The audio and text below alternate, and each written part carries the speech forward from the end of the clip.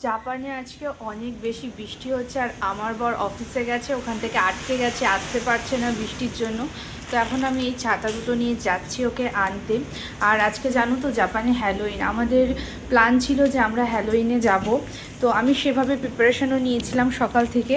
আর হুট করে এখন এমন বৃষ্টি নেমেছে যে হ্যালোইনে যাওয়া তো দূরে থাক, আমার বরটি ছাতা নিয়ে যায়নি, এখন তাকে আমি যাচ্ছি আনতে। কত বৃষ্টি হচ্ছে, আমার বাহনটি এখানে কিভাবে বৃষ্টিতে ভিজছে। এই বাচ্চাগুলো হলো স্কুল থেকে ফিরছে, প্রতিদিন ওদেরকে আমি দেখি ওরা স্কুল থেকে ফেরে। এখন বাজে 5টা হয়তো বেজে গেছে। যাচ্ছি ছাতা মাথায় দিয়ে আমার বরকে আনতে। এই দেখুন বৃষ্টি হচ্ছে কত। আমি ওর কোম্পানির সামনে, এখন কোম্পানির পেছনের গেটে এসে দাঁড়িয়ে রয়েছি। আসলে মানুষ যখন যা ভাবে তখন তা হয় না।